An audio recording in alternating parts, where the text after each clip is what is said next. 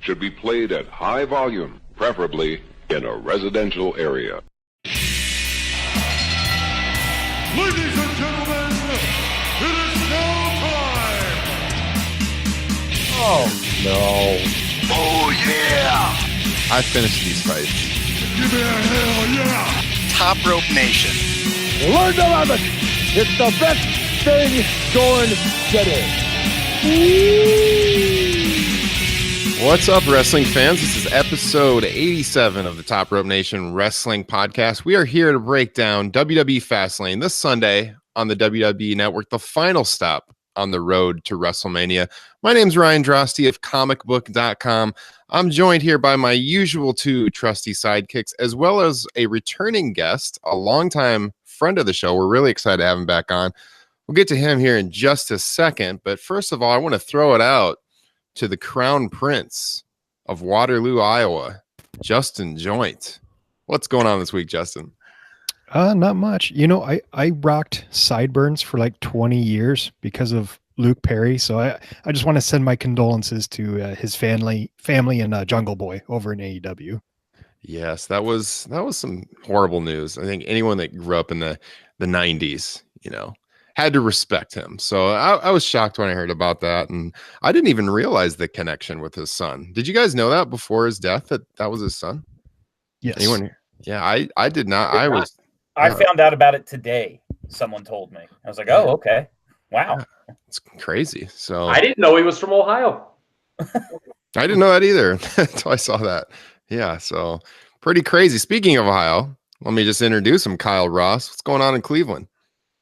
Just getting ready for that last stop on the road to WrestleMania, baby. Kyle's going to be there this Sunday at Fastlane. So we're going to get his live perspective on the show next week when we break it all down. So be interesting to see what you've got in mind for the show, Kyle, since you're going to be there. By the way, what kind of tickets do you have? Where are you going to be sitting? I have no idea. No idea? No. I heard your buddy, friend of the show, he's going to be wearing his Top Rope Nation hoodie to the event. He did mention that. I bought, I just got back from Florida, and Hulk Hogan had a memorabilia shop in Clearwater. Bought a old school American-made white shirt that he used to wear in like 84, 85. Remember that one? Very 80s I do. You bought that? Yeah. Shocking. I know. Patriotism's been co-opted by the grand old party, hasn't it? But nobody tells me what to buy. Well, I was pretty excited to hear your boy Bryan's going to be wearing his Top Rope Nation hoodie at WWE Fastlane. Get the word out there on the podcast. Kyle, I know you got a Top Rope Nation shirt, so you can consider wearing that as well. Are you guys going together? Are you sitting together, by the way? Yeah. The problem with me, I can't wear it. It's a large, and I'll be honest with you, buddy, I've been eating a lot recently, and there's been nothing else to do this winter. Yeah, not sure I want to go out in public wearing sporting the large. just throw a hoodie on. Throw a hoodie on over it. It'll look more like a medium. You know what I mean? Oh man! All right. Let me just change gears here. Let's throw it out to our buddy in Philadelphia. He's been on the show a couple times before. I think last summer was the last time he was on, maybe the Extreme Rules post show we did last summer. You know him from BroadStreetHockey.com. He formerly wrote back in the days of TopRopePress.com, which gave birth to this podcast. Mr. Bill Matz on the line. Bill, what's going on? Oh, what's going on, guys? Good to be back. I was just about to say I should have worn my my Top Rope Press T-shirt that I sport around sometimes. There you go. But that is it's about a size too small at this point as well. So I don't know how great of a look it is. This is a general theme going on. Yeah. So Bill, I wanted to throw a plug out, by the way, because you actually, as luck would have it, just today, you started a wrestling show. Tell us a little bit about that. Yeah, so I just got a job with a local sports radio station out here, 94 WIP. I'm doing mostly production work right now, but there's a couple of people who are interested in doing a wrestling podcast there for a while. The station has been recently launching a bunch of podcasts, like the Phillies one just took off with Bryce Harper and all that. So they're like, oh, let's do a wrestling one. WrestleMania is right around the corner, and it's called Smarks and Stripes. It's me and another fan, and our third host is Kevin Keenan, who is a former WWE referee. He was in Ring of Honor for a while. I think he did Final Deletion actually as well. So like a veteran ref who now is a producer at the station. And yeah, we did our first episode today and it wasn't terrible. So I guess that's the best I can say for it right now. That's awesome. I love the name. Name is tremendous. Yeah, I was working with the guy just one day, and I just kind of spit it out because I was like, I'm trying to do something with stripes or something because you're a ref. I was like, Smarks and Stripes, perfect, and we just ran with it. So, where can we check this out in the future? Like, what web address should our listeners go to if they want to tune in? Just go to 94, the number's 94wip.com, and it's under the podcast tab, or it'll be up on iTunes and all that stuff shortly. Okay, sounds great. Next couple of days, I suppose. Looking forward to it. Bill always does quality work. Like I said, the hockey radio with the Philadelphia Flyers, very well known, and really happy for you. You got that wrestling show coming. I'm definitely looking forward to tuning in. So. I'm looking forward to doing it. It's a couple of guys I've never really worked with before, but we did the first one today and it went on pretty well. So chemistry was good. Pretty happy with it. Excellent. Great to hear. Well, guys, if you're new to Top Rope Nation, if you're watching here on YouTube, hit the subscribe button. It helps us out a lot. We're trying to get that subscriber number up so we can do more live broadcasts, promote the show a little bit better. If you're on iTunes, hit subscribe as well. Leave us a 5-star rating. It helps us out. We are on Stitcher Radio, TuneIn Radio, pretty much wherever podcasts are found, topropenation.com as well. So guys, like I said, it's been quite a while. Well, not really quite a while, 2 weeks, but it feels like more than 2 weeks since we last did a show because so much has happened in the wrestling world. I've been sick, if you can't tell from my voice. So that's why we didn't have a show last week. Sorry about that. But we're looking to cover quite a bit of ground this week. So last week we had Roman Reigns return. Great news, obviously, with his bout with leukemia going almost as well as possible. We've got the Shield reunion now, the Shield in action for Fastlane, where Kyle will be in attendance this Sunday. So we're going to break down the show, give our predictions here in just a second. But I just wanted to hit on some news items since we have been off the air for 2 weeks. So where are you guys at as far as the Shield reunion goes? How excited are you to see them back together? Let me just start out to Bill right away. What was your reaction to seeing the Shield reunite this past Monday night, I guess? Yeah, Raw was in Philly this past Monday, so I actually was there. It got over. First of all, people were going Dean, and they were all about it. If this is Dean Ambrose's send off, I guess what else would fit if he's not going to be here, for more than a month or whatever it's going to be, a few more weeks. The Shield, Dean Ambrose, that's the best thing he did here. With this pay-per-view, this Fastlane pay-per-view, I was talking to my buddy who I went to Raw with, and we were just like, man, if they just didn't have this thing, like you have to build in more storylines just to get to it, and then after you need somewhere to go. And it was, well, what else can they do? Brock's obviously not going to defend his title, so there's nothing else to do with Seth. How can you have neither of the guys who are going to be in at least the men's main event on that pay-per-view? So you got to do something with them. In terms of what WWE can do, yeah, I'm fine with it. It's the Shield. Who doesn't love the Shield? It's weird that, 1 week Dean's a heel and the next week he's like, oh no, go beat Brock. I'm your friend again.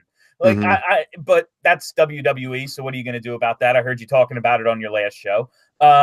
It's weird, but that's what they do. I'm cool with it. The Shield is great. Who doesn't love the Shield? So yeah. Did you get this shirt that everyone's talking about on Twitter when they were in Philadelphia, by the way?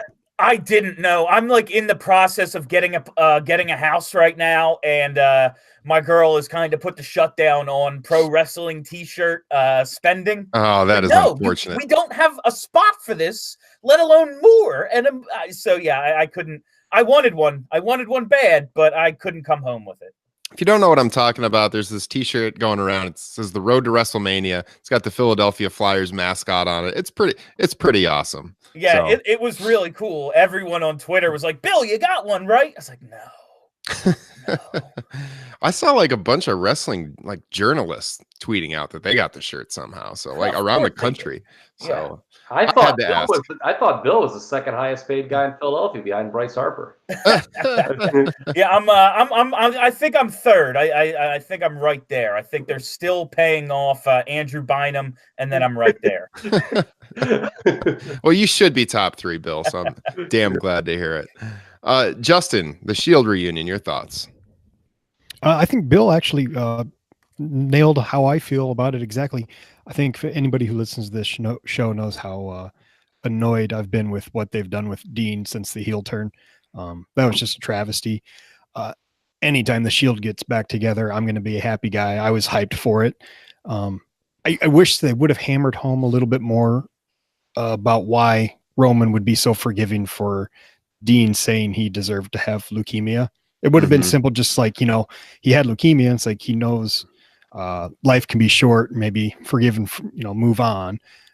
So I just wish they would have hammered that down a little bit more. But other than that, I loved it. I thought it was fantastic. Yeah, I think it's totally understandable why they're doing it. With Dean on his way out, this is like the last chance possibly to do it. But I agree, there's some elements of that storyline that could have been addressed, but they're just going for it. Whatever. They think wrestling fans have short memories, Kyle. Yeah, to piggyback off what everyone said, number one, it feels like the biggest thing on this show. Bill kind of hinted, and this is going to be one of my kind of overarching themes when we talk about the pay-per-view, that, a lot of these matches just kind of feel like, well, they know where they're going at WrestleMania, but they have this pay-per-view and they have to do something at it. And it's almost I don't want to use the term needless, but it seemed, in some cases, it's just like an extra step that just has to be done. As far as the reunion itself goes, I think I said this 2 weeks ago. It's basically just, with the stuff they expect us to forget, or don't care if we forget, or don't care if we remember. It's just a mea culpa. That Ambrose heel turn sucked.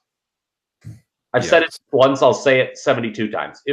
People don't like when the Shield feuds with each other. It didn't work the first time. It wasn't working this time.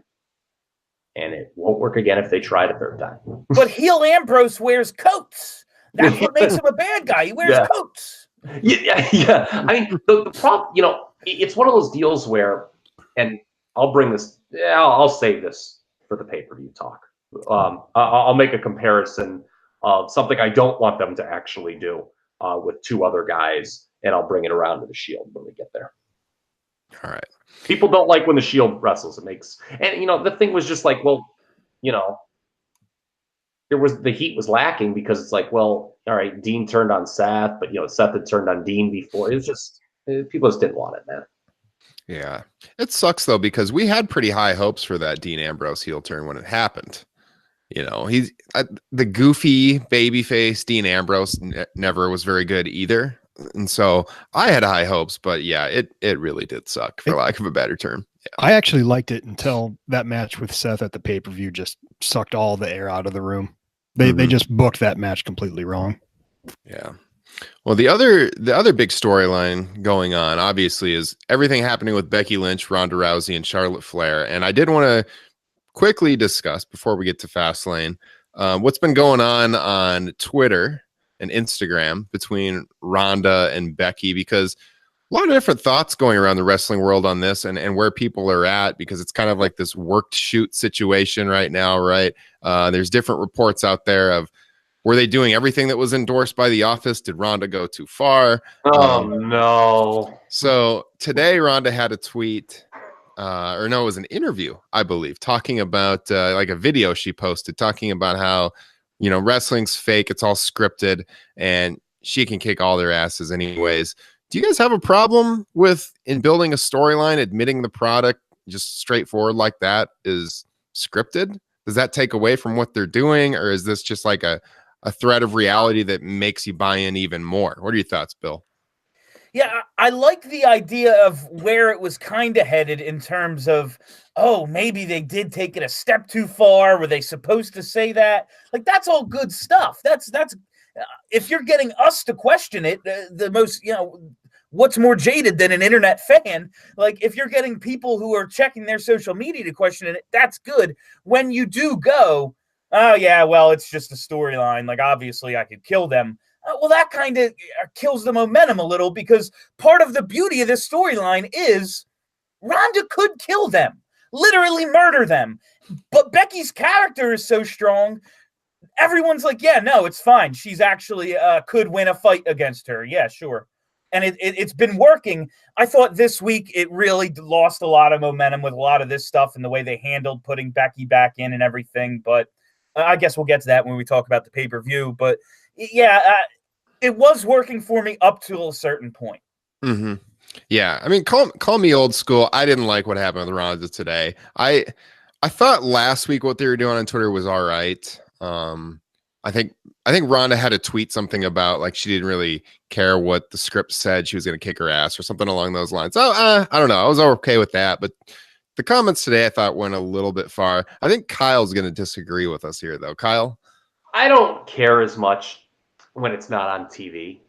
I mean, this is I've talked about it before. This is there's a lot of stuff going on in this feud, the whole build to the main event, that's very 2019 that we would not have ever talked about before. And I talking about if it's on TV or not, we just had Triple H talk about, oh, that wasn't Ric Flair, that was Richard Fleer. So I'm not going to single out Ronda when we got Triple H doing that on TV. Well, I mean, yeah, his real name, but he didn't say that Ric Flair couldn't kick anyone's ass in a fight. He also called Batista, oh, you're playing bad guy 101. Yeah, that's true. That's true. I always do appreciate that, like, the rules just don't apply to Hunter. Like, he can come out and just push the envelope a little in terms of the swearing, and he can go, Dave, you're playing heel right now, and I'm not going to, oh, you're not here because you hate Philly. Like, I just love how the rules don't so much apply to him. I find that hilarious. I feel like what Ronda is doing, it's a way to get the people who really, really we've talked about, it's a way to, like, work these fans who should know better into a shoot, what she's doing. Like, people are, oh, you shouldn't say that, Ronda Rousey. Oh, you didn't pay your dues, Ronda. Like, she's playing into that. It's a very 2019 thing. It's why, WWE feels, right, wrong, or otherwise, they couldn't do a traditional build of Becky versus Ronda, traditional face versus traditional heel. I mean, I think there's an argument that they could have, but, they chose a different route. Mm-hmm. Justin, your thoughts? I definitely agree that I thought what Triple H did was way I don't know if worse is the right word, but way lamer than what Ronda was doing because it was on TV. I just don't understand the logic of talking about how you're the baddest woman, you can kick anybody's ass, and how it's scripted and fake. Well, if it's scripted and fake, then it doesn't fucking matter that you can kick anybody's ass. So what's the point of even bringing that up? And then to build a match up by calling your opponent's moves fake. It's like, okay, well, what's that mean for you when something she's going to do is going to work on her? So I don't know. It's just dumb. Yeah. Now, I do think there was a lot of uproar about adding Charlotte to the whole situation, and we kind of went back and forth on that on the podcast as well. Now, to Bill's point a second ago, he mentioned maybe this has been losing some steam recently, and I would agree with that as well. And I think we kind of wondered aloud on this show weeks ago if they could carry this momentum all the way to WrestleMania because they had such a long road to go. And I think that was a worthy question because I do think it has been losing steam. Now, having Charlotte there gives it another wrinkle that they can build off of. But if I think back now, if this was just Becky and just Ronda, it probably would have ran out of steam even earlier. And so, the option of adding Charlotte to the situation, I'm definitely not as negative about. Yeah, I mean, you can see kind of both sides of the coin, right? Yeah. Because... but just Becky versus Ronda, they announced the match the night after the Rumble. Becky made her intentions known. It's like, well, what do you do? I mean, there's probably things you could do, and that's probably a whole podcast, to come up with creative for just a one-on-one scenario. Honestly, you probably would have introduced the Horsewomen versus Horsewomen storyline had you wanted to, but whatever. I mean, that ship has sailed. At the same time, this has gotten convoluted. I think it was Bill that said, the whole thing where, Ronda, surrenders the title, so Becky gets in. Stephanie then brings Becky in, and then Ronda says, "Oh, okay, well, now I'm back." Yeah. Go ahead, Kyle. Oh no, and I'm going to say, the argument, we talked about initially with making this a three-way at Mania was, well, if everyone kind of knows Ronda's leaving, does that sort of take some of the what's the word I'm looking for here? Drama out of the situation. I don't know if it does. We'll never know.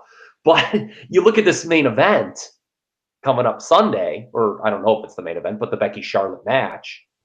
Gee, I mean, you got to get Becky in the match. I mean, like, this kind of seems like a foregone conclusion, right? Yeah. And if they want to do the thing where they like swerve the audience and Becky somehow doesn't win Sunday, well then, when are you going to do that then? So.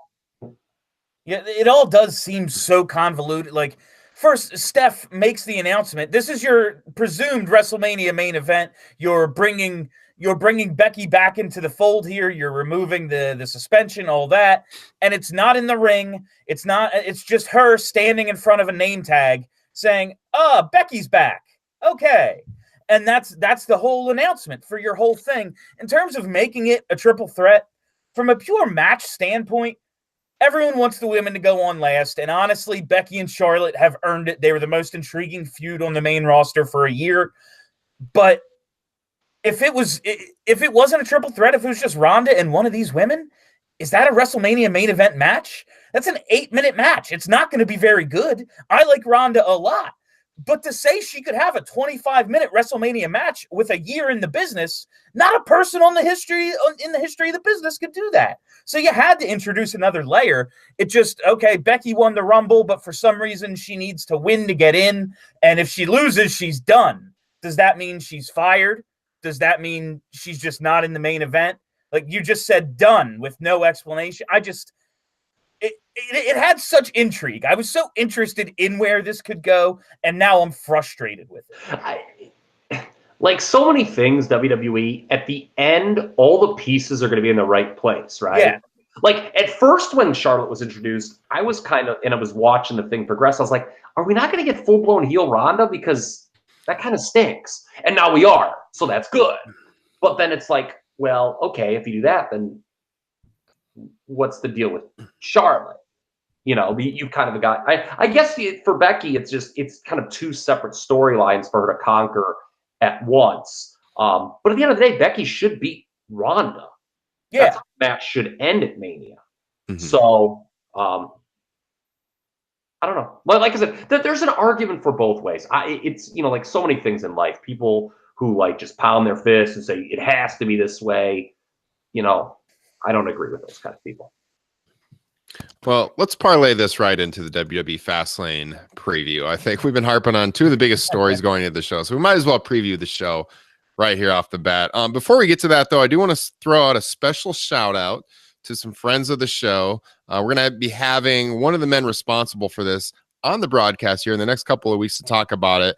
But we're talking about Mania Crawl. So, guys, if you're heading to WrestleMania weekend in New York and New Jersey, you need to check out maniacrawl.com.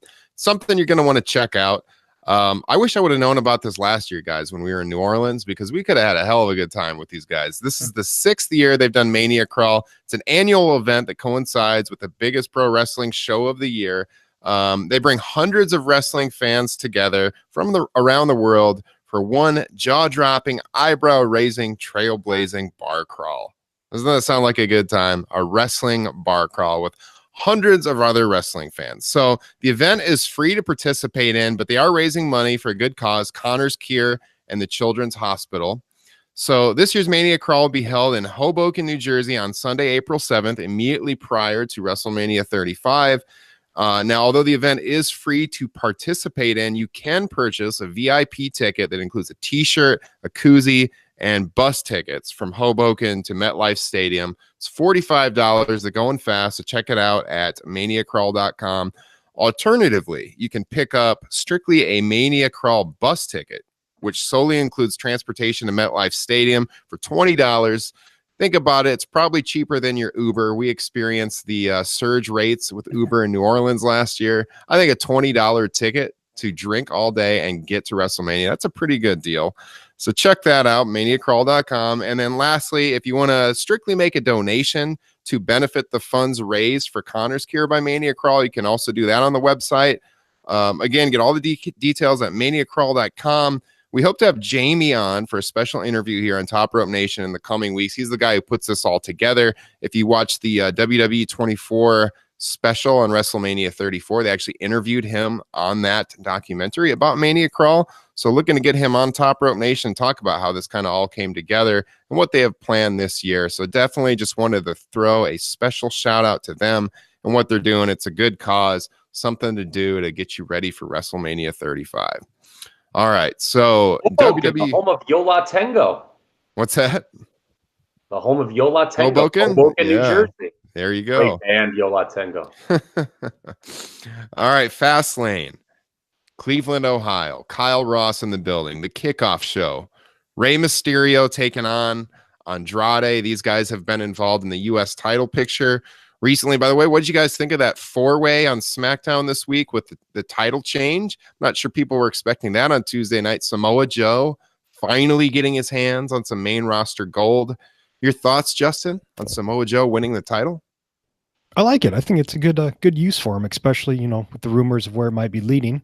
And I think these past 2 weeks have been probably my most enjoyable R-Truth matches. Yeah, that's true. Kyle? Yeah, U.S. title's a good spot for Samoa Joe. Great sell of the 619 he had in that match, too. Yeah, so the rumor direction is Joe versus Cena at Mania, which I think we could all get into. We've been talking on the show for a while. What's John Cena going to do at WrestleMania? I like it. What do you think about Joe versus Cena, Bill? You'll never find a bigger Joe fan than me, but I will say that I was really looking forward to Truth Cena at WrestleMania. I just really wanted that. I would like to know, prior to the last 2 weeks, what Justin's favorite R-Truth matches were. I would really be interested to find out about that. Yeah, it'll be good. It's a cool matchup. It's one of those things. Every now and then when I'm feeling frustrated with watching WWE, I just go like the first four guys in the Elimination Chamber. I'm like, I'm watching Daniel Bryan, Samoa Joe, AJ Styles right now. Like, this is stuff I didn't think I was going to get to see 5 years ago. I'll tell you that much. Yeah. Oh, yeah, for sure. So with these two, then, I guess the cast-offs from that four-way match with Mysterio and Andrade definitely should be a hell of a good match. Relegated to the Kickoff show, it makes you have a reason to tune in. Who do we think is going to go over here? Any thoughts right off the bat on who's going to win? Because for me, I don't see an obvious winner. I think it's going to be a great match. I'm not sure the winner matters that much in the end. Kyle, who do you think is going over? This is the hardest call, I think, on the entire card. And here's the key. I'm interested in what you guys all think. I don't think these guys get a one-on-one match at Mania. They've done it a couple of times now, and Andrade Mysterio 4 at WrestleMania. Like, I don't think it has the same, if they're going to do it on the pre-show and then again. The issue, that card, man. Justin, you texted a few days ago, maybe a week ago, where that card's at now. If you're not in a title match and you're not like one of the real big names, good luck getting your own match. I was thinking initially these guys might be in a four-way with Joe for the U.S. title, maybe like with Mustafa Ali or something. But if they're going the Joe Cena route, obviously these guys are, out to lunch. So, if they want to blow the feud off, then obviously Rey wins. Rey has not gotten the win yet. But they could just have Andrade win here and kind of keep it going on TV, and Rey can just win later. I'm not sure it does matter. Like Ryan said, I will go with Rey because it's a Kickoff show and they'll want to get the crowd into it. All right. I you know what? I'm going to go with Rey too, because I had no idea who to pick here, and I'm just going to go along with Kyle Ross. It's always a safe bet. Justin? Yeah, I wish they could have their moment in the sun at Mania, but there's not going to be enough room. So I have a feeling this is going to be kind of a blow off to a really good string of matches between the two. So I'm going Rey Mysterio. All right, Bill. I'll break the streak here. I'll say Andrade, because wins and losses, especially for Rey Mysterio, a loss means he's still an attraction. That it hurts him in no way. If Andrade can at least come out on TV and say, "I beat Rey at a pay-per-view," I know they're not building him maybe the way I thought they were going to a couple of weeks ago, but he is still it's Rey Mysterio. It is a pay-per-view, even if it's the pre-show. So I'm gonna go with Andrade here. It is amazing how good Rey has looked in this comeback run. Given his knee situation and his age, I am just stunned. Rey looks better than when he was heavyweight champ. Mm-hmm. It's like a fine wine, man. He gets better with age. Rey Mysterio is remarkable. I agree. I think this next match we're going to talk about is maybe the easiest one to predict of the night. Well, behind the Becky situation. Although, like Kyle was saying, they could throw a curveball there. But this one seems pretty straightforward to me, and that is the Usos defending the tag titles against Shane and The Miz. The Miz's father is going to be there at ringside, so I'm sure Kyle's going to be buying him an adult beverage before the show. I think there will be a Mr. Hero chant in the building. Do you guys have Mr. Hero out there in Iowa, or is that only in Ohio? I think it's only an Ohio thing. I don't think so. Justin, I've never heard of it. Okay. I don't know what is that. It's a sandwich, like a sandwich chain around here. Okay. His family owns a couple, so you got those in Philadelphia. We don't really. You got good sandwiches in Philly. Yeah, I was gonna say we have a lot of local delis. Whenever I see someone is like, "I went to Subway today," I'm like, "What?" Yeah, I just lose it. It's sad. Yeah. Yeah, I think this is obviously going to set up the Miz and Shane for Mania. I think this is the easiest call of the night. Some kind of double cross here involving the father, and so yeah, the Usos retain. Bill. Yeah, it's got to be the Usos. I'm entertained by anything the Miz does. I've been enjoying this. The way Shane is suddenly booked like he's a legend, when he was really just the guy who got his ass kicked and then would take some crazy bump, and now like guys like the Undertaker has to sell for him, I find funny. But this will be entertaining. The Usos are always good, but it's got to go that way, right? Like, Usos retain, something happens, and it sets up Miz and Shane. Absolutely. Justin. I was actually kind of torn, but now you guys have kind of convinced me to go that same route. I'll go Usos. And by the way, legit, I had Subway today. We don't have as many options out here, though, Bill. Although I haven't had Subway in quite a long time, but it actually sounds good. I like Subway. Love it. Foot-long meatball, man. Kyle, any other thoughts on this one? This match is going to be quite over in the building. I think it's the sleeper match of the night, quite frankly. They had a pretty good one last month at Elimination Chamber. I expect this one to be better, and yeah, it's going to be really over in the building. This is going to be super over. I'm really interested who turns on who.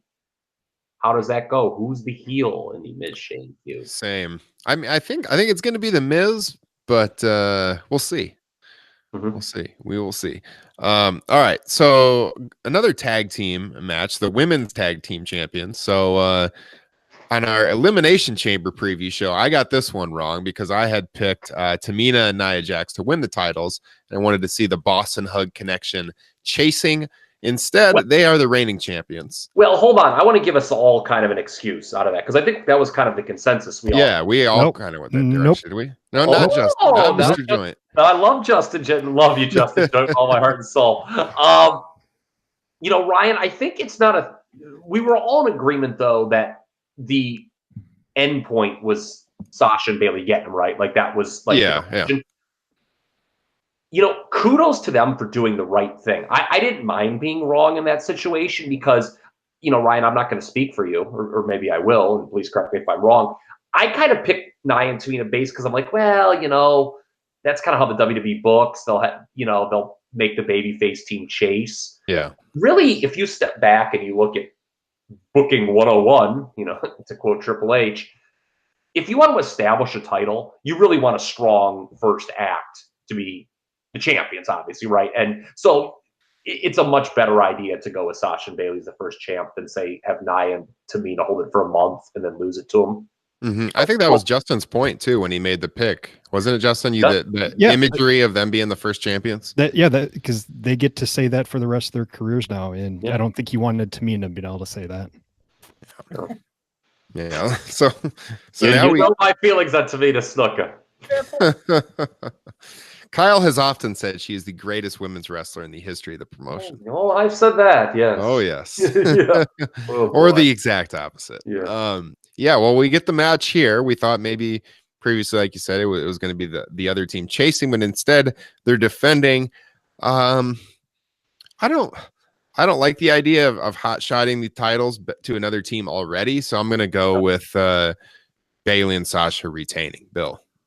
Yeah, because the only thought would be, and the way this show is booked, no one has any idea what anyone else is doing, so they could very well go with the exact same angle we think is going to happen with Miz and Shane, but I don't see it. What else are Sasha and Bayley going to be doing at Mania unless it's either defending the titles or fighting each other? So I don't see any other way for this to go, considering everything else that's going to happen on the card. Yeah, agreed. Justin. Yeah, I'd say this is probably my lock of the night for the Boss and Hug connection. Ooh, getting confident there. All right, Kyle. What a terrible name, by the way. It doesn't roll off the tongue. No, it's not. Rock and sock rhymes. Like Boss and Hug does not. It's very simple.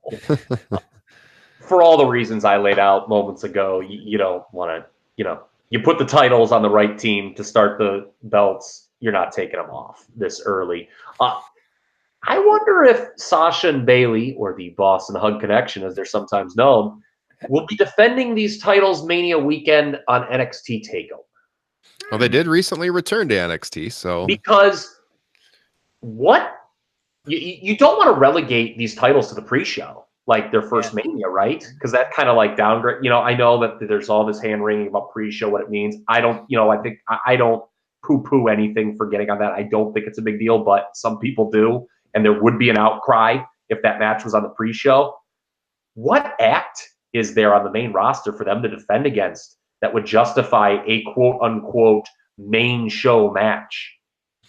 That's true, but man, how pissed would you be if you were them and they're like, instead of wrestling in front of 80,000 fans at Mania, you're going to go to the Barclays Center and go in front of 15,000. I know like the hardcore fans would think it's cool, their NXT return and stuff. They might too. They love that. I mean, I don't know. That's the discussion. Yeah.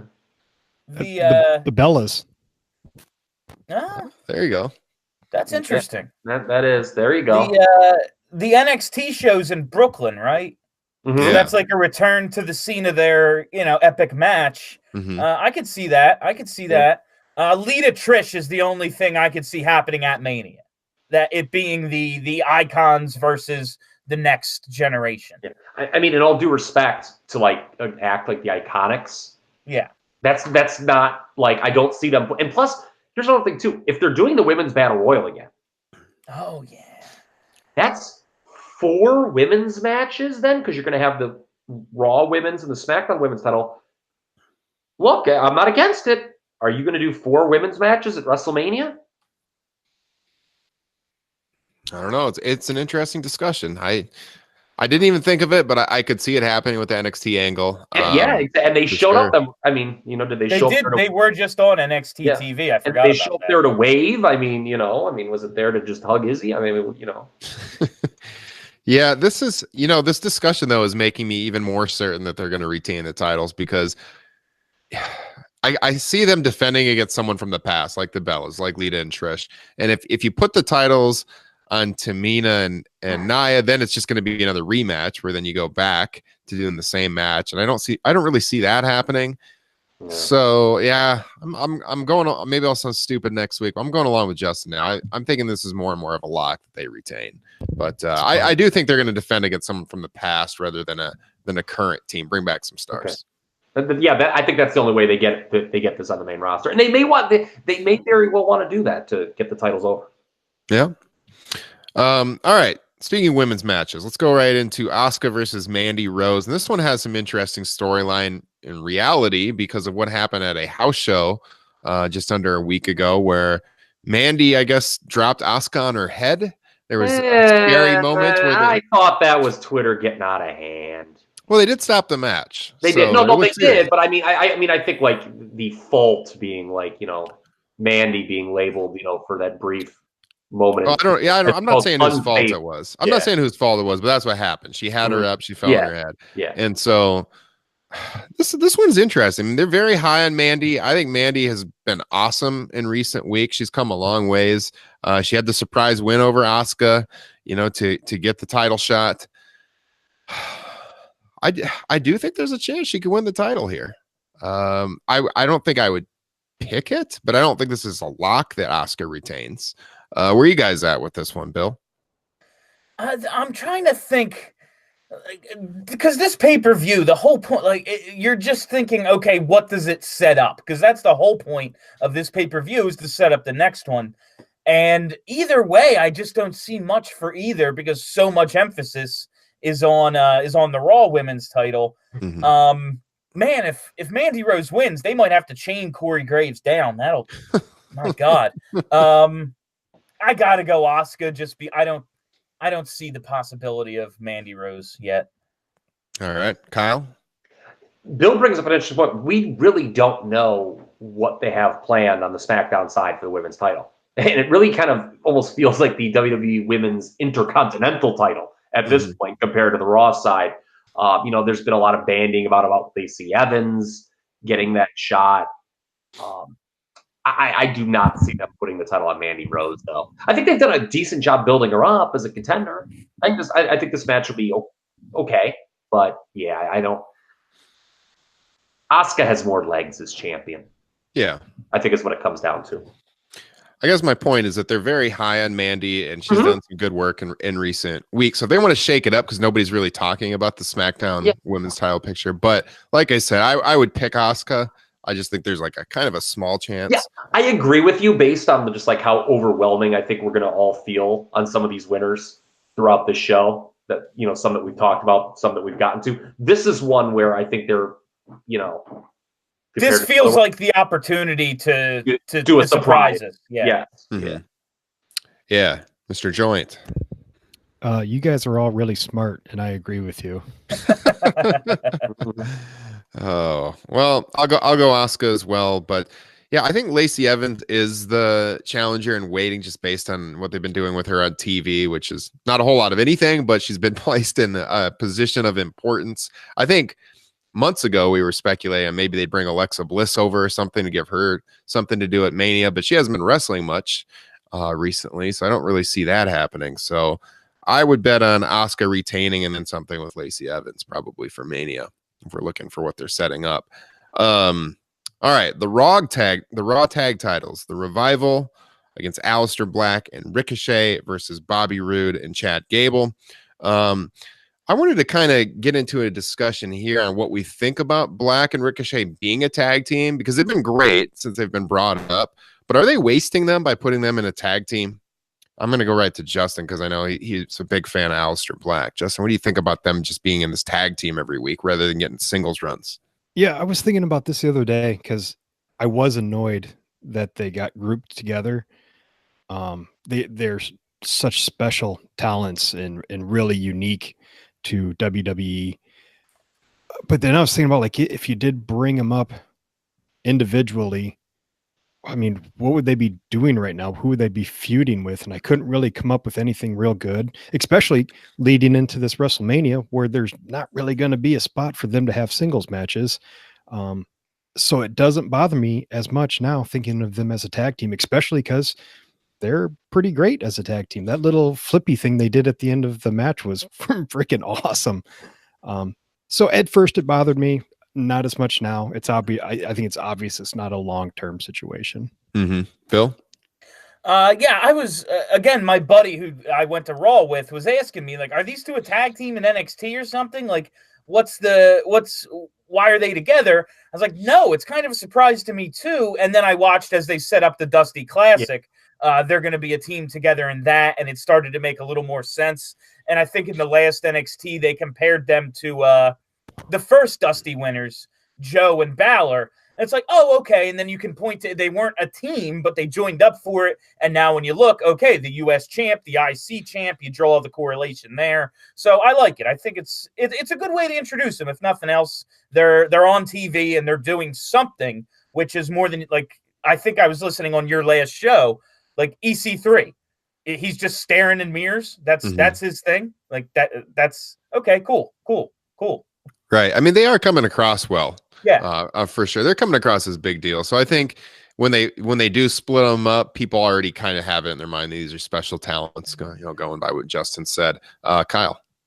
Yeah, I think it's tied to, piggyback off what Bill said. It's them teaming on the main roster is kind of tied to them teaming on NXT television for the next couple of weeks. Don't think they get the titles here, though. Mm-hmm. I think they will be the team not involved in the fall. I'm actually kind of, sometimes, we talk about, the traditionalist in me doesn't like three ways, but this is a situation where I think it's actually a good idea that they brought Roode and Gable in, even though it's just because they're going to be the ones who take the fall, presumably, because you don't want to beat Aleister Black and Ricochet this early. Right. So, based on the way the Revival have been booked, you can argue that it's not a great way that they've been booked since winning the title, but I assume they retain here by pinning either Roode or Gable. I agree. I think they retain. The Revival keep the titles as well. Do they then do Revival versus Black and Ricochet at WrestleMania? I could see that. It's a good way to get them on the card. Yeah, it's either them or Heavy Machinery is the challenger. It's probably They like the one big, Demolition Derby ladder match. Maybe it's a tag match in that situation. Yeah, that's true. Because there's so many tag teams that aren't doing anything.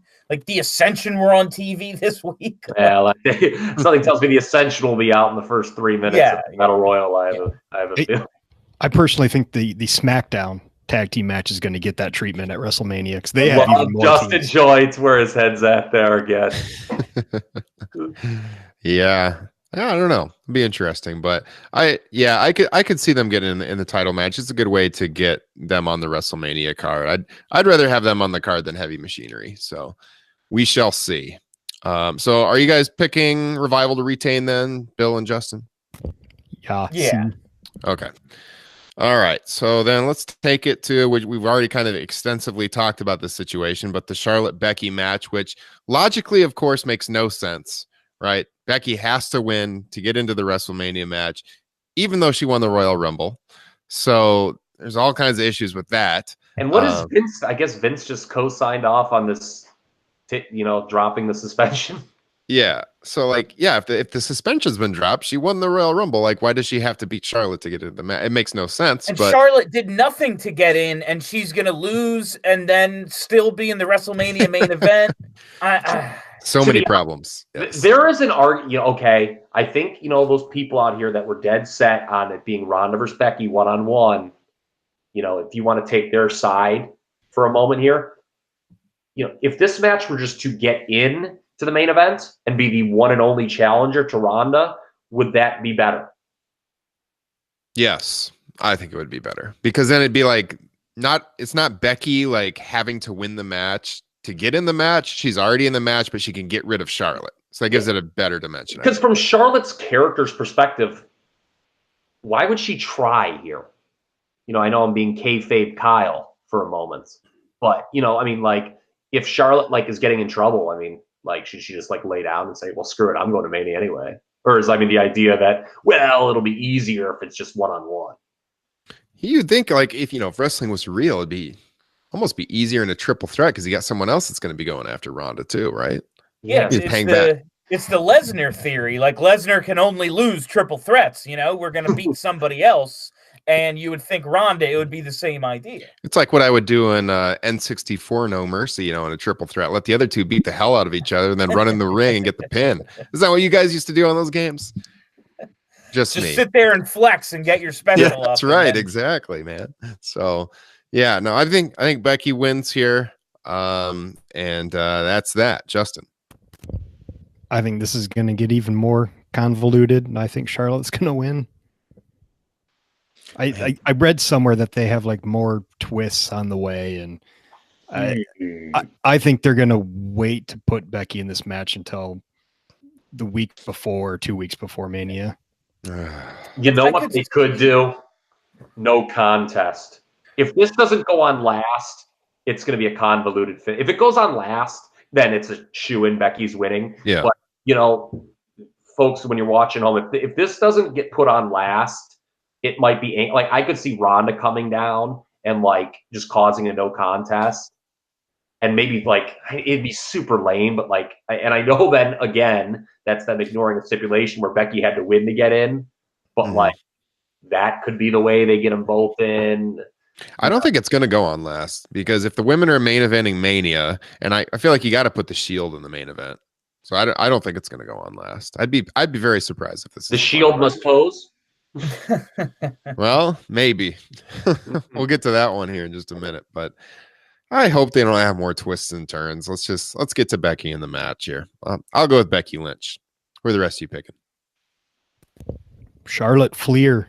That's a breaking kayfabe again, man. She keeps her kayfabe first name, but gets the last name.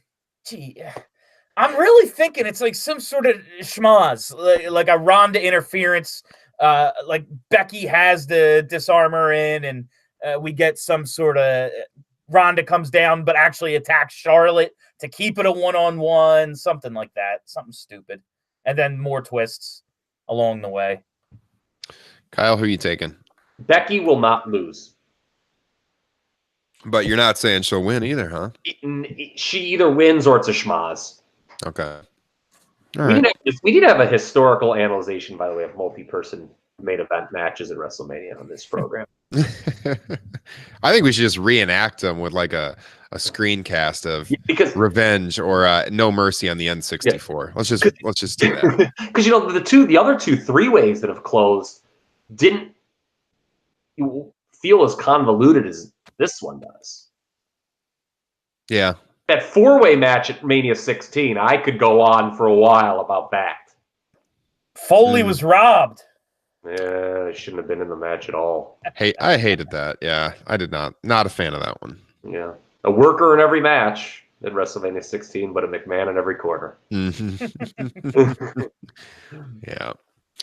By the way, this popped in my head. Bill, are you going to Mania? You're not too far away. I am, as of now, no. But as people who may know me know, I find my way into things. I hear that about you. I somehow have made friends in places who suddenly, like 2 days before, just go, "Hey, yeah, I got that for you." So I could very well end up going to WrestleMania, but it's doubtful at this point. Okay, just curious. All right, your attendance at Mania is probably tied to who wins that Boston Hug Connection match. It really is. It really. All right, let's go to the WWE title match. Daniel Bryan, Kevin Owens. This was another big story that we didn't get to talk about last week while I was out sick, and that's Kofi Kingston, getting removed from the match. Some people were on Twitter complaining and stuff like, guys, to quote Kyle Ross, have you never watched professional wrestling before? It's pretty clear Kofi Kingston then is going to be in the WrestleMania match against Daniel Bryan. I also thought it was interesting because if Kofi was in this match, you could make the argument that he needed to win the title. And then on our last show, we had Andrew Zarian on from Mat Men. And if you guys, the listeners of the show, if you remember, Andrew said that he had talked to someone in merchandising and they were making a lot of replica belts of Daniel Bryan's new title belt to sell at Mania. And so he was pretty certain Bryan was going to hold the title then going into Mania, or why are they making these belts? And that was before the change was made for Fastlane.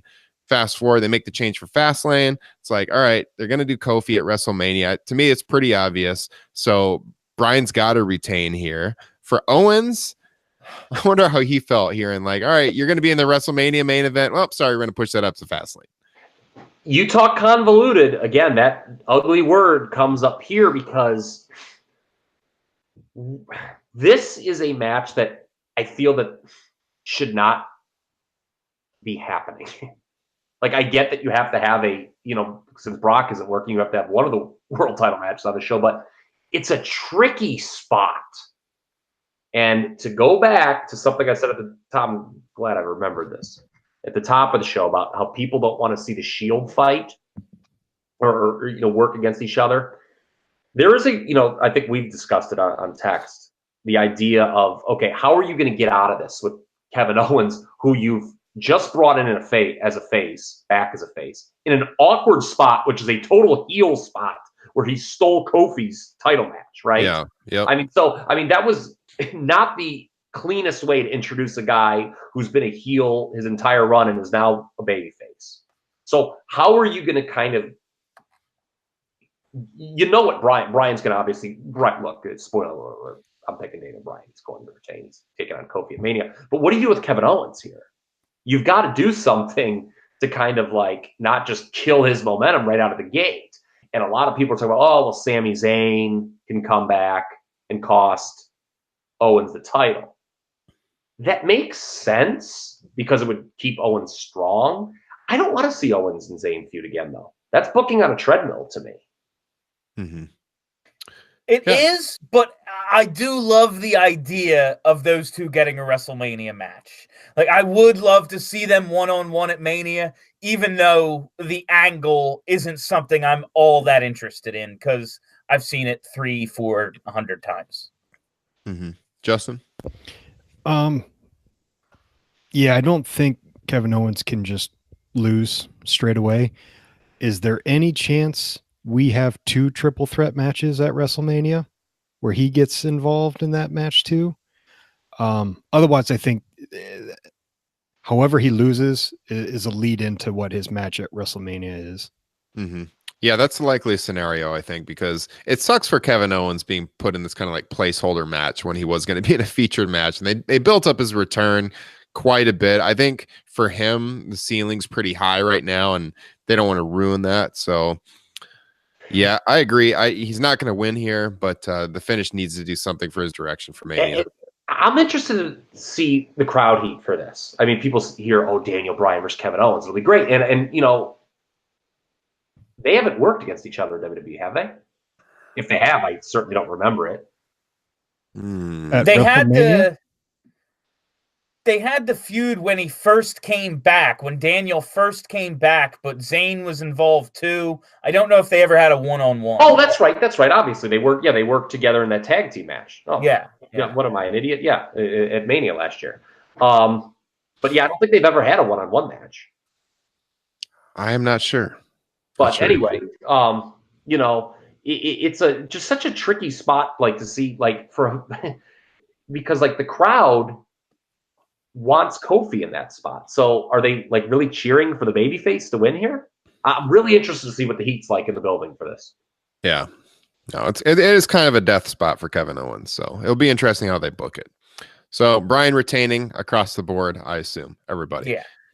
All right. So the interesting thing about this Shield reunion match against Corbin, McIntyre, and Lashley is, do we think the Shield stands tall, or do we break up the Shield right away? And does this finish lead into Ambrose versus Reigns at WrestleMania? Let's throw it to the panel. Kyle, since you're going to be there, you think you're going to see the Shield standing tall, or do you think they're going to break up right away? Shield will stand tall at the show. If they do the Ambrose heel turn, which again, I guess if he's just leaving, who cares? But that would be on Raw. Mm-hmm. I think, again, if Becky's and Charlotte isn't going to go on last, you don't think it's going to go on last. If it doesn't, then I think it's going to be this that goes on last. Roman right now is pretty red hot. I think you send the crowd home with a feel good moment. The Shield just wins. All right, Bill. Yeah, I would like to see what they could do with an angle here, but like we've said all night, it's at this point the Shield this is just a nostalgia act. Maybe they get to Ambrose Reigns, but this match I see ending with, yep, the three of us, let's do the fists, and that's how we go off the air. Yeah, I could see them doing a finish where they win, but there's some kind of hint of animosity between Ambrose and Reigns, because I do think Reigns Ambrose is likely where they're going for Mania. Justin? Yeah, obviously I wouldn't be surprised if they just go the feel good Shield win. But if you're going to go with Ambrose and Reigns at WrestleMania, I don't know. I'd probably give the rub to one of the, the heels getting the victory over the Shield and let them win. Then they can claim they broke up the Shield. Well, it'll be interesting because they really have two directions they can go, right? You got, if they want Rollins to win the title from Lesnar and to have like the Shield come out and congratulate him and do like a Shield moment where they celebrate the Universal title, they could do that. I could see that happening too. But with Reigns and his Mania match, I don't see a whole lot of possibilities outside of Ambrose. Had they kept Drew McIntyre strong, instead of inexplicably weakening him around December, that would be your perfect guy. Oh, yeah. Yep. Undefeated, dominated. I've rolled through everybody this whole year. That's why I was kind of thinking you put him over in this match and he can say he broke up the Shield for a second time. Let him go. I can tell you one thing. There's only two guys in this match who are going to get pinned. It's going to either be Ambrose or Corbin. Nobody else is taking the L in this. Yeah. Mm-hmm. Yeah, that's correct. That's correct. Yeah. Bill, any closing thoughts on this one before we pick winners officially? I can't. The team that the Shield is facing is just three guys I have so little interest in at this point. They're all three guys who I believe have potential. It's just they've deflated all of them beyond belief. I don't see really any way this ends with anything but Shield standing tall. Yeah. I'm going to go with the Shield as well. Across the board, Shield victories. Justin, Kyle? Yep. Thumbs up. All right. So that is WWE Fastlane Sunday. We'll be talking about it next week on the show and all the fallout as we finally hit the last few weeks before WrestleMania 35. A couple other things to address before we hit the road this week. The other day, obviously, we had the death of King Kong Bundy, who main evented, I guess, kind of main evented, 3 locations, WrestleMania 2 with Hogan. And so for me, if you wanted to share some memories around the horn on him, because I think he deserves a mention, which, by the way, I don't know how this guy is in the WWE Hall of Fame, but King Kong Bundy is a pop culture, not phenomenon, but people know him. I mean, I remember seeing him on like Married with Children when I was a kid, and that was one of my first introductions to him because I wasn't really old enough to remember his big run with the WWF, but when you look back and he has feud with Hogan, obviously a major star, and so, God, not very old. It sucks to see another guy from that era of wrestling gone way too soon. Kyle, your thoughts on King Kong Bundy? Apparently, it tweeted earlier that day. Yeah, he was a big star. I mean, main eventing WrestleMania is a really big deal. Even as after today, like we talk about, well, what's the main event in today's manias? They don't really bill that. Maybe sometimes there's been some manias where they don't bill one match as a specific main event, but that's something you can never take away from the guy. He main evented a WrestleMania. He was a big star before he came to WWE in both Mid-South and World Class. He wasn't the top heel, necessarily for any length of time in any one promotion, but it was a big deal. That angle that he did with Hogan in '86 really was the first time they did that with Hogan. We saw that a lot in later years with Earthquake and a lot of other guys, but no one had laid Hogan out and set Hogan up to do a stretcher job out. Oh my God, is Hulkamania over? Will he ever return? That was the first time they ever did that. It was a big deal on that Saturday night's main event. Yeah, and if you're gonna draw up the perfect '80s heel, Bundy had like the perfect look. I mean, this guy looks like your stereotypical excellent, bar none, great wrestling heel, and he just had the look. Justin, man, Andre stole his gimmick singlet. That's true. Yeah. Any memories on your part? Oh, no, just watching WrestleMania 2 as a kid, he was really scary. And talk about easier times when you just have the bad guy crush the good guy's ribs and you go to WrestleMania. Mm-hmm. Yeah, Bill. I don't really remember a ton of Bundy when he was active, really. Like when he came back, I guess in '94, I remember a bit. But when you called him, a known name in pop culture, like, oh, what are you, King Kong Bundy? Like that's a thing. People know the name King Kong Bundy, and he's from where I'm from in New Jersey. Like he went to the high school my parents went to. So he's kind of a local celebrity in my hometown and around this area. And everyone who's met him was just like, yeah, he was a genuinely cool guy. He was a fun guy to talk to. And so that's kind of what I know about Bundy, is that people enjoyed being around him.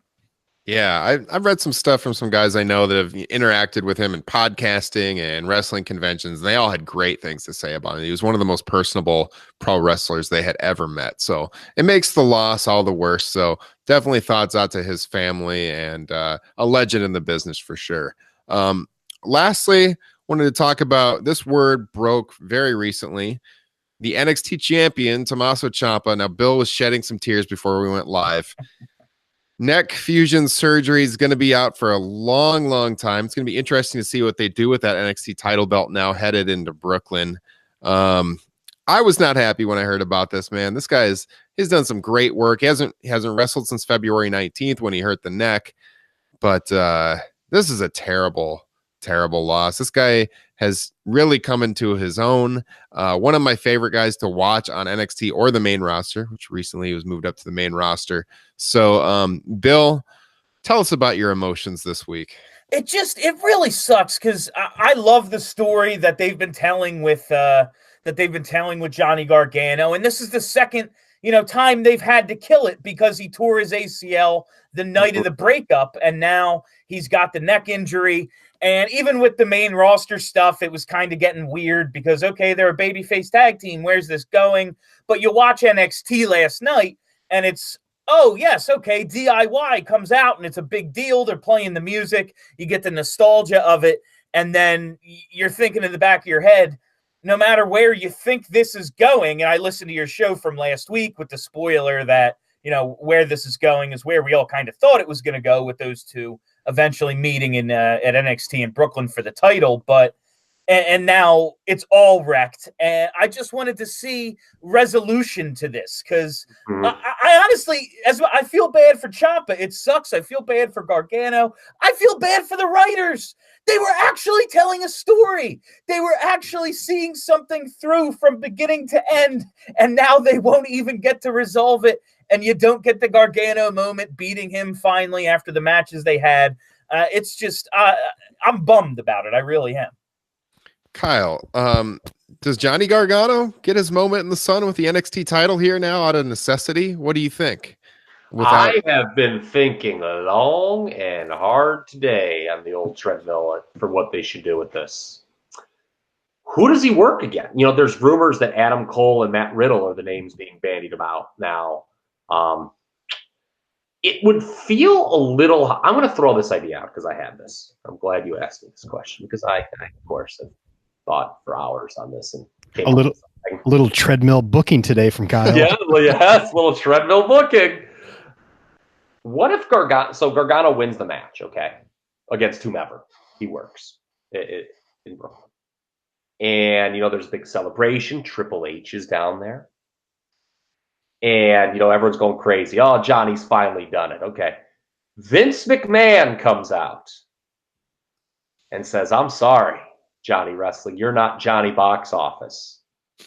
And there's another NXT title match right now. And he brings out Dave Bautista.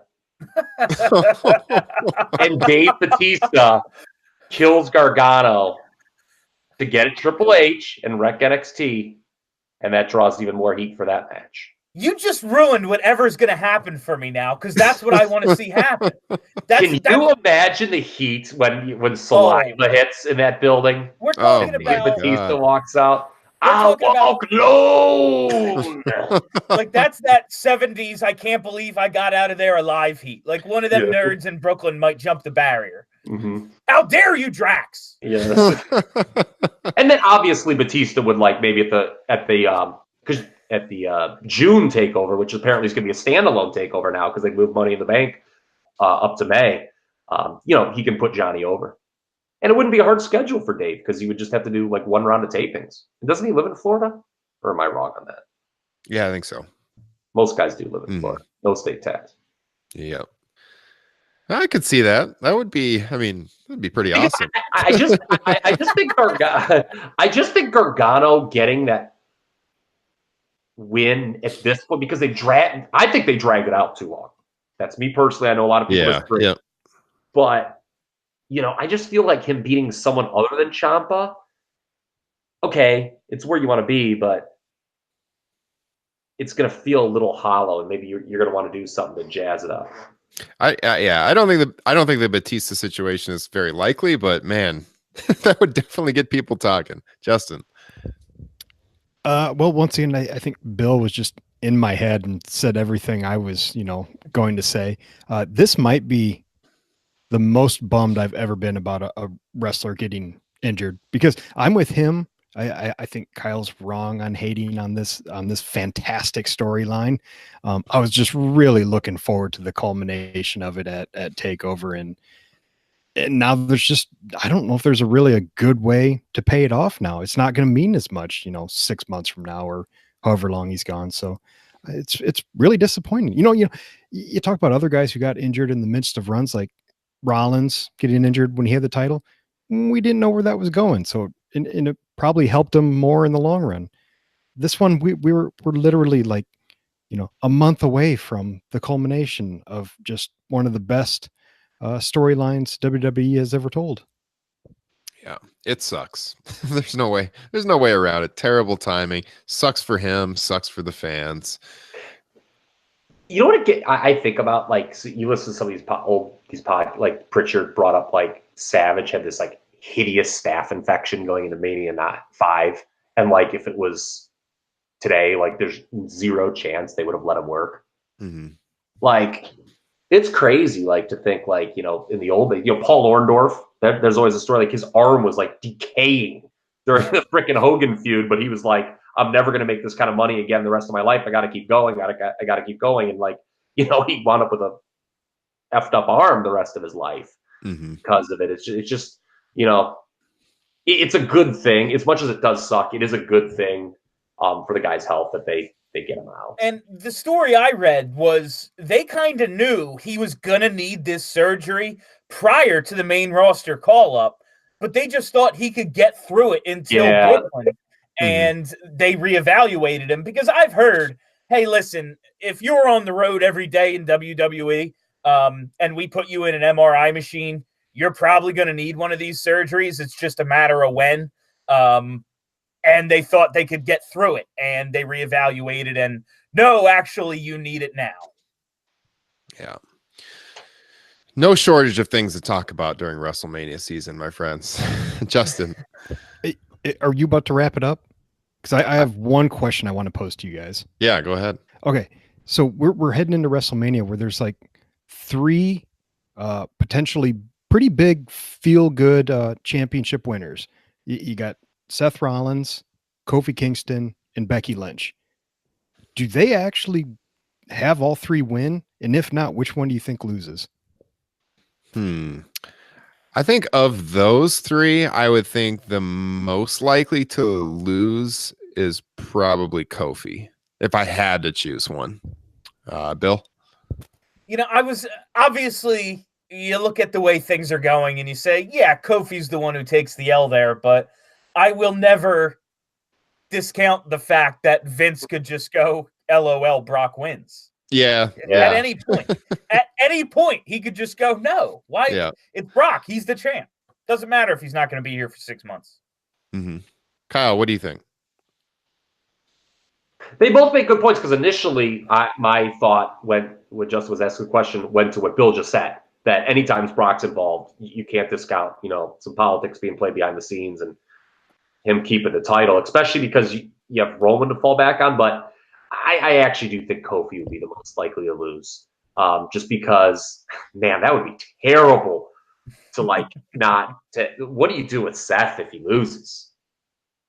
And you tell you what, a cool way to cap off that really long WrestleMania weekend, have Kofi win on Tuesday on SmackDown. That's true. Reward for people hanging around. I like the question. That's a good question. That's something to think about, though, for sure. I don't think it's likely all three would win, though.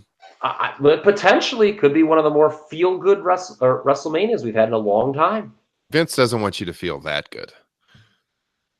Damn shame. But that's another podcast we'd happen. When did this company stop being a goddamn babyface promotion? Which, like, it drew all throughout its entire history, it drew all this money being a babyface promotion, and then they just stopped doing that. Yeah. Damn you, Paul Levesque. We'd have to do like a historical retrospective. And by the way, this is serious research. Yeah, by the way, this isn't Top Rope Nation talking to Triple H. This is Kyle Ross talking to Paul Levesque. Is it the Reign of Doom? Like, that's when it stopped? Yeah, I mean, it was Triple H. I mean, think about it. He was the first heel to go over at Mania, and he was they did not do long-term heel champions when we were growing up. It was always transitional. You know, I mean, Hogan was obviously champion forever. You know, they did the quickie Andre thing to get the Savage. Savage turned heel and lost it pretty quick to Hogan. Hogan lost it to a babyface in Warrior. Slaughter was a quick transitional champ back to Hogan. Flair did not have a long run in '92, Rumble to Mania. You know, Yokozuna was really the only the first long-term heel champion that I remember that growing up there was in '93, and that was just because the booking got wonky with Hogan leaving. But yeah, before Triple H, man, you just did not see that happening. It's true. That is an interesting point. The Reign of Doom. Yes. And I get that times change, but man, baby faces, man. Hogan must pose. The Shield must pose. Man, of all the things that Triple H had to bury, kayfabe was the worst. Maybe they want to go back to that old school stuff, Kyle, with Bruce Pritchard back in the fold. Who knows? Yeah. It's possible. So, all right, we got to wrap this up. So, Bill, thanks again for joining us. Always a pleasure. Oh, anytime, guys. This is always a great time. Yeah. So, where can our listeners find you on social media? I'm at Philadelphia1 on Twitter. You can, follow me there. BroadStreetHockey.com for all my hockey podcasts. And the new one, Smarks and Stripes on 94WIP.com. Awesome. So thanks for coming. I think we can't have it be this long between appearances, so we got to get you on here again real soon. Sounds good. Yeah, good time. So Kyle, I know the Flyers won't be playing next month. I can't wait. I get to go on vacation early. Yeah. There you go. Kyle and Justin, I hope you guys have a great weekend. Kyle, I am going to be expecting some live takes, maybe on our Twitter account at Top Rope Nation. Let us know what's going on in the building. You need to log in on your phone to the podcast account. Post some exclusive photographs. I can do that. Selfie with Mrs. Dad. There you go. Oh, man, I would die if I saw like a picture of you and the Mrs. Dad with a beer in hand. That would be tremendous. I might even have to make that the new logo of the show if that happened, at least for 1 week. We'll see what we can do. See what rabbits I can pull out of my hat. All right, guys. Well, hey, enjoy WWE Fastlane wherever you are. See if our picks hold up. Check us out at Top Rope Nation, topropenation.com. Again, iTunes. Subscribe here on YouTube. Leave us a comment. Let us know what you think of the pay-per-view, what you think of the show this week, and stay tuned. We'll be back next Friday with another edition of Top Rope Nation. I am Ryan Drosty for Kyle Ross, Bill Matz, and Justin Joint. Catch you guys next time.